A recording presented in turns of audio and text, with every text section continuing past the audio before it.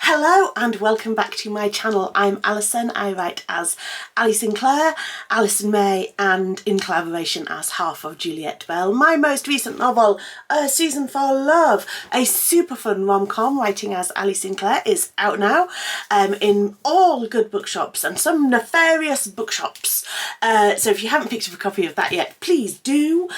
I am here on YouTube every Friday. Well, I say every Friday. I haven't been here for about a month, but I have strong intentions to be here on YouTube every Friday talking about books and writing and all things publishing industry related. I have had a little bit of a break. We were having some work done on our house, which meant there was scaffolding and workmen and dust and noise and not ideal filming conditions.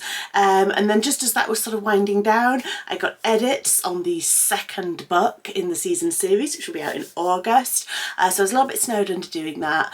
And then last week I was away on a writing retreat, and I did take my camera and stuff with me. I was intending to film while we were there. But once I was there, I just thought what would be better would be to just get my head down and focus on being a writer. So I did do that for the period that I was away on that retreat. I've got some very weird light going on. I have blinds in front of me. You've got lovely light effect here. I'm just going to fiddle with that. Talk amongst yourselves for a moment. Oh no, that's worse. I think that's better. It's a little bit dark and we've still got some slightly weird light on my hair here, but I think we can make the best of that. Ooh, ghost. It's not a ghost, it's just sunshine. Anywho, so there haven't been as many videos for the last month or so, but we are back and there is going to be a video every Friday from now on until the next time life gets in the way. So coming up during April, we've got some really great, I say we, it's a very royal we, it's just me. I've got some really great writing and publishing related things coming up. So I've got a video in the offing about writing advice, my favourite writing advice, maybe some terrible writing advice as well. We're going to keep doing book reviews and we're going to keep going with all of the publishing and writing craft advice that you could possibly want. So if that sounds interesting, please do subscribe to the channel and come back every week, every Friday, and there'll be a brand new video. Today we are focusing on reading. So once a month I like to drop in and just drop some book reviews for you. So this month I have read 3 books and I've actually really enjoyed all of them. So it's going to be a super positive book review video. First up, we are talking about Tell Me Everything by Laura Kay. So I actually met Laura. The publishing industry in the UK is a very small world, so you do end up meeting a lot of these people either in person or online. And I actually met Laura in person at a bookshop event we did earlier in March, in February. It was in February. Oh blimey, time, ooh, confusing. A bookshop event that we did in February where she was talking about her novel Tell Me Everything, and she seemed delightful, so on that basis I bought her book. The other person on the panel also seemed delightful and I have also bought her book, but I haven't read hers yet, maybe next month. But Laura's book Tell Me Everything is a romantic comedy about a woman who works as a therapist. So on the surface you would expect her to be emotionally completely together. Her work is all about delving into other people's emotional lives and helping them find healthy paths through their problems. So the idea that she might be struggling to do that herself a little bit is a really interesting one to play with. This is a lesbian main character, which is fantastic to see more LGBTQ plus representation coming through in mainstream women's fiction novels. Love to see that.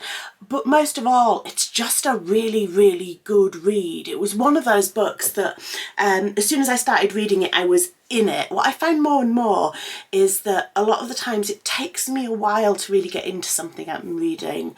So perhaps it'll take me like 2 or 3 chapters to really feel like I'm in that headspace where I'm like, oh yeah, I really want to pick that book up. But with this, I just, page 1, I was in the story, I related to the character, It was a page turner. I wanted to find out what happened, and towards the end I started doing that thing where I like really wanted to keep reading because I wanted to keep it in the story, but also I really wanted to slow down because I didn't want it to finish. So this for me was an absolute spot on read. It reminded me a little bit of sort of early mid-career Marion Keyes, which is like, mwah, that is the highest praise I can give a women's fiction novel, I think. I absolutely loved this. I really enjoyed it. I'm going to be seeking out Laura's other books, and this is definitely, if you're into commercial women's fiction, romantic comedy, anything in that sort of genre area, Laura Kay is definitely an author I would suggest you look out for. So that was a book that was like totally in my wheelhouse. That's a lot of what I write, it's a lot of what I love to read. So now we're going to go on to two books that are completely different. And the first of these is Tiger by S.F. Said. I presume that's Said. Deep apologies if I'm mangling the author's name there, but I think it's S.F. Said. This is a children's novel aimed at sort of older children, probably kind of, I would guess, sort of 9, 10, 11, 12, that sort of age bracket. And it's set in a sort of alternate reality, so an alternate London where slavery and empire are still the dominant political forces. And we follow a child in this world, Adam, who finds a tiger. And tigers are supposedly extinct, but he finds a tiger in a disused warehouse in central London.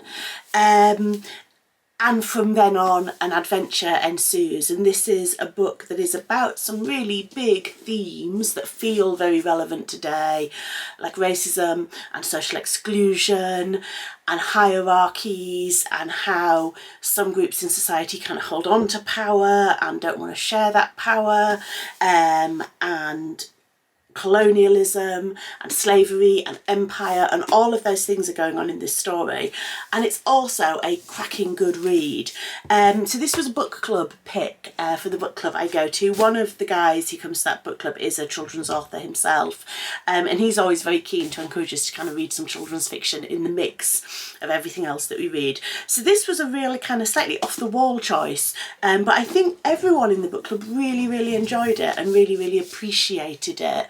I would also say, so I tend to read mostly in paperback and sometimes in ebook. This at the moment is out in hardback, and I am really glad I got the hardback. It's just a physically beautiful thing. I mean, look at that. You open it out all the way and you've got the tiger's face there right across the cover, which is just gorgeous. And then if you slip the dust jacket off, even the hardcover underneath has this beautiful gold embossed line drawing of the tiger, which I think is just stunning. And then the illustrations inside, there are illustrations all the way through this book. Let me just find some pages that have got illustrations on. There we go.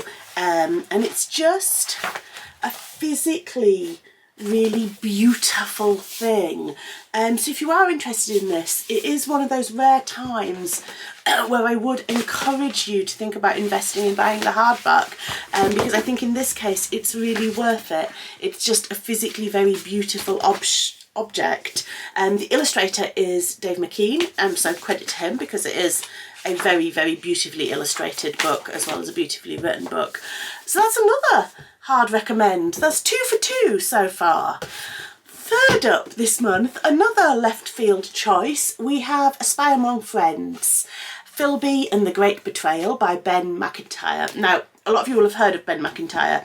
He seems to be the sort of go-to writer for non-fiction, mid-20th century, World War II stories, military stories, spy stories. I'm just going to move this way a little bit to keep out of that sunlight. He seems to be the kind of go-to guy for those kind of non-fiction books. And there are reasons for that. He's really good at them. They feel, always his books, really authoritative, beautifully researched, but also beautifully written. Writing kind of popular non-fiction, popular science, popular history, those sorts of books, I think is a real skill to get the quality of prose and the kind of style of the storytelling that makes it a page turner without sacrificing the quality of the research and the historical detail and the factual detail that you're putting in there. So the reason that Ben Macintyre is so popular in this genre is that he's really, really good at it. Quite a few things he's written have had films or TV programmes made of them. So you might have seen the Operation Mincemeat movie with Colin Firth in it. You might have seen Rogue Heroes, the BBC TV series about the SAS that was on not so long ago. They're both based on books by Ben Macintyre. And there is a televisation of this story as well. So this story is about Kim Philby, primarily, who you have probably heard at least the name. So he was a British-Soviet double agent during the mid-20th century. So he rose to be quite a senior officer within MI6, but all the time that he was doing that, from the Second World War onwards, he was actually working for the Soviet Union. So the NKVD, which became the KGB. So he was a double agent who was right in the heart of the British intelligence community. And this book centres around his personal relationships with two other spies from that era. Nicholas Elliot, who was a British secret agent, and James Angleton, who worked for the CIA for the Americans, and particularly on his relationship with Elliot, because there was a particular meeting just before Philby defected to Russia, and between Elliot and Philby, where Elliot was trying to get a full confession and the full details of what he'd done and who else had been involved out of Philby, after they had been friends for decades at this point. So it mixes the personal, the professional. Who do you trust personally? Who do you trust professionally within that world? And it's just a really intriguing story. There's a televisation of this starring Damian Lewis and Guy Pearce as Nicholas Elliot and Kim Philby, which is really good. I mean, they're both actors who could read the phone book and it would be watchable. But like kind of films and televisations of this sort of thing a lot, it kind of left me going, is that true? Is that bit true? Is that bit dramatised? Is that bit true? So after watching it, although I enjoyed it, I kind of really wanted to read the book and just get a bit more detail and find out which bits of the TV series were fictionalised and which bits were actually based on the factual research that's gone into the book. So this is just really interesting. Again, if you're interested in military history, espionage history, mid-20th century, that time period, Ben Macintyre is a writer that if you haven't already discovered, you should absolutely look out for. And he has written loads of books, so you've got lots and lots to go on there. So that was my March reading. I'll be back at the end of April with another set of book reviews, but tune in every Friday between now and then for lots of writing craft and publishing industry related stuff. And I will see you next week.